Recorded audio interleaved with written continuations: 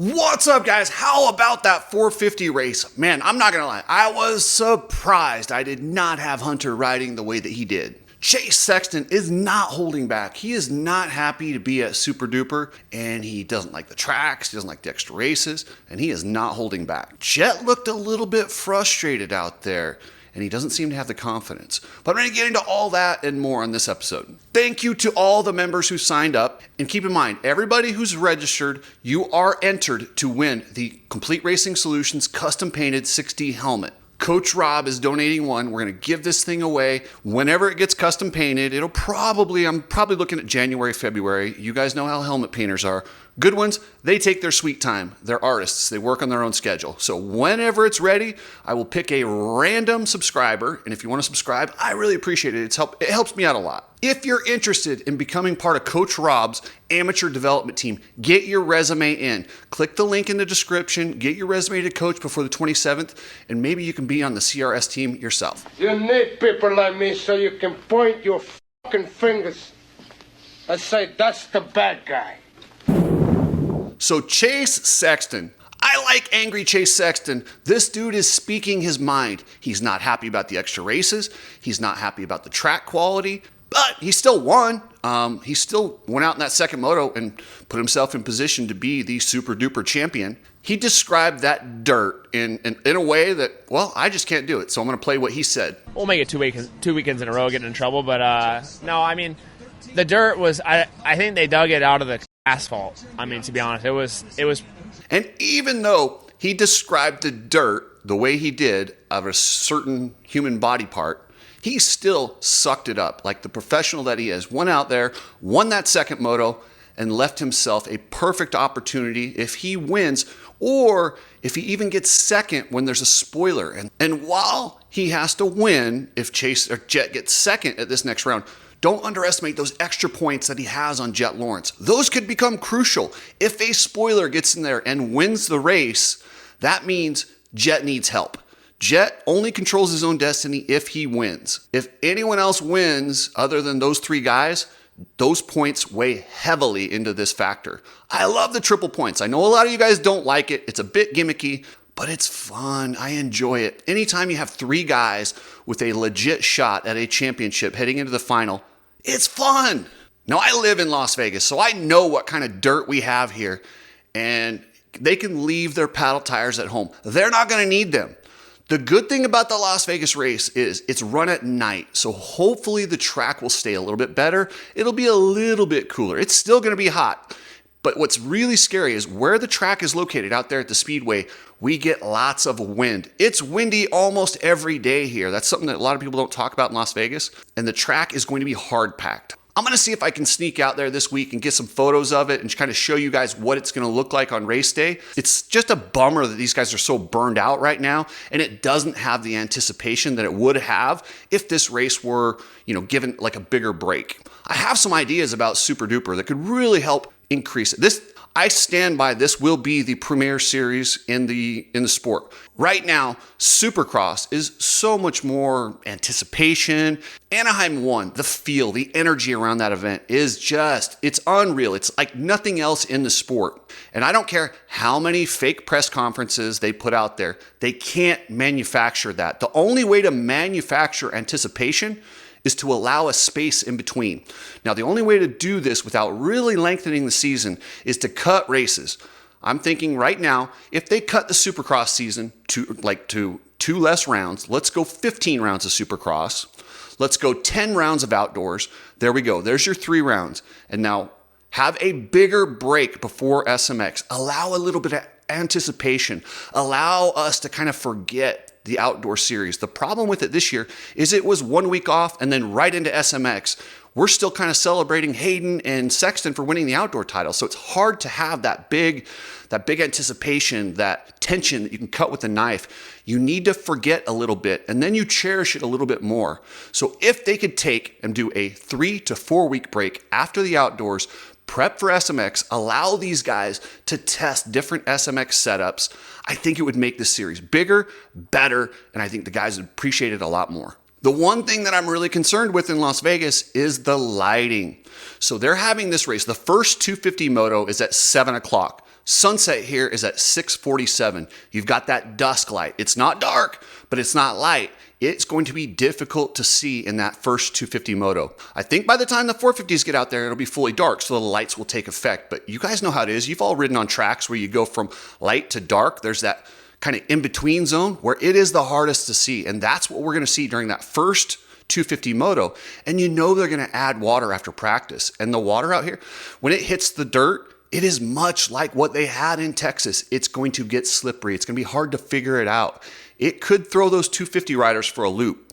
And there's one rhythm section in the back that's heading towards the sun. If that sun hasn't completely set, that might be treacherous in that first moto. But unlike Chase Sexton, I love these 3 rounds, and I'm bummed out that these guys are so burned out. But there's a way to fix this. But these greedy promoters, they need to stop looking like so short-sighted. Stop trying to squeeze every damn dime out of it. They can get more out of this if they sacrifice a little bit during the regular season. Save your guys just a little bit more. 15 rounds of Supercross, that is totally reasonable. 10 rounds of outdoors, that's plenty.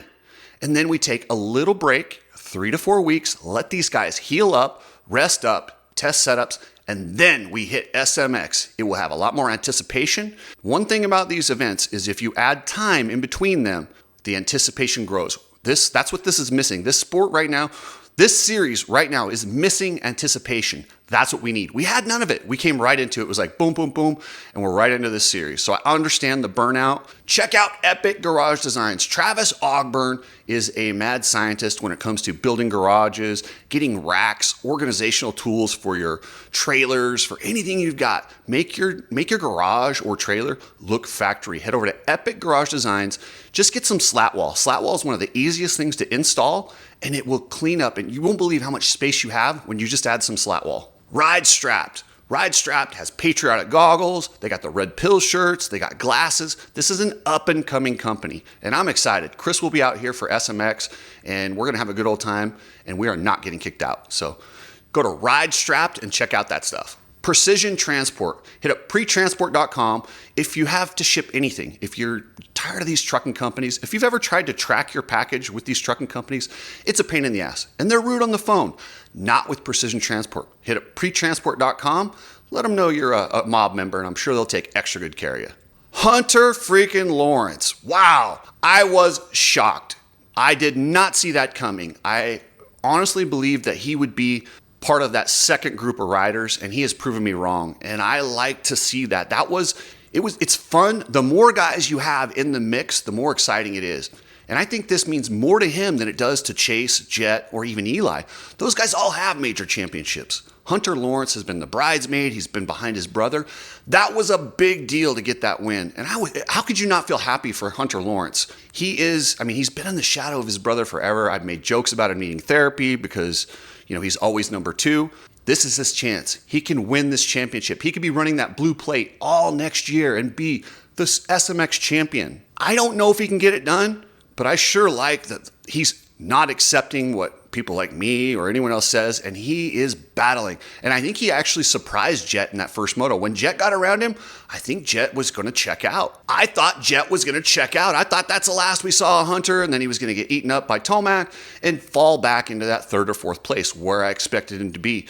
But he fought his ass off, kept the pressure on Jett, and when Jett made that mistake where he stalled it, he was right there to take advantage of it. And you cannot say that's the only reason he won, because he still held off Eli Tomac, and Tomac's riding good. He had so much confidence, and he was pushing to beat Hunter in that first moto. He just couldn't get it done. But watching Jett, I don't see the same guy I saw at the end of Supercross or even at the first 2 rounds. I have not seen Jett Lawrence with that confidence since that gigantic Hangtown crash. He's been good and he's won races and he's that incredible talent, but he hasn't had that I'm going to win no matter what look to him since then. And I don't know if he can get it back in 1 week. He is a freak talent, so he could absolutely prove me wrong, but I got a sneaking hunch that I think Chase Sexton will end up being your SMX champion. No matter how burned out he is, when you have one race to get it done, you can find the motivation. And I look for Chase Sexton to ride his ass off in Las Vegas. But the guy I really think will probably win the Las Vegas event and actually play spoiler to this whole thing is Eli Tomac. Don't forget how good this guy is in Las Vegas. Every race in Las Vegas, Eli Tomac rides his ass off. For whatever reason, this type of dirt suits him. We've got these higher speed tracks. We've got the higher speed tracks and, him flying into the old Sam Boyd Stadium from the outside. He likes it. It suits his style really well. Do not be shocked if he wins this race and plays spoiler and allows Chase Sexton to win it with a third place with Jett getting second. I really could see something like that happening. The other two guys I could see getting in the mix are Cooper Webb and Ken Roczen. Cooper Webb, that's 2 races. He's made significant improvements in both those 2 races. He's a guy that is just a big enough a-hole to really probably enjoy playing spoiler. And I could see him absolutely wanting to get in there. He doesn't care what those guys are going. He does not care at all what those guys have going on. He's got an ego. He wants to win. And he's going to go out there and he's going to ride his ass off. I don't know if he'll win, but I guarantee he'll be in the mix with all those guys battling inside the top 5. And quietly, guys, Ken Roczen, I don't know if you guys noticed his lap times and segment times in that second moto. This dude was flying. He went down in the first turn, came back, and he caught all the way up almost to Tomac. That's how good he was riding in that second moto. And that's the thing about Roczen. On any given day, he has got so much talent. If he feels good and his head is in the right space, this dude can win on any given day, and he's heating up. And he knows with World Supercross on the horizon, he's got to get it going. And he's got one of the most competitive and a guy in his corner who always figures out ways to go faster. And that's Larry Brooks. And with Larry Brooks in his corner, giving Ken everything that he needs to go fast, I 100% expect him to be battling there. I think these guys all, with 1 round left, they got 1 shot to go out there in triple points and stamp it. After that, they got the rest of the offseason to sleep on it, rest on it. Well, unless you're going to the donations. But these other guys, they can go into whatever they're going to do, off-season races that don't mean as much. World Supercross, as much as I love that series, it does not mean nearly as much as the 3 American series. And yes, they are American series. It is blasphemy that they call this a world championship when they're all in the United States. It's stupid. And it's funny. It's coming from the people that say, I make up narratives. That is a fake narrative that they make up. And they're just trying to tell people that so it can be world, so that they can one-up the World Supercross. It's stupid. They do it anyway, so whatever. Stop with your blasphemy. This is a American series. Unless you want to go international with a round, this is a national championship. This is the super-duper national championship. Aaron Plessinger looked okay out there, but it's very concerning. So I'm going to do a show later this week just talking about the Donations team. They are up against it with injuries. He's got the shoulder injury. Hymas has got the knee injury. Oh boy, it's not looking good. Chase is probably going, oh, why did I agree to go over there? Both my teammates are hurt. I'm going to go over there, waste my time for free. Oh boy.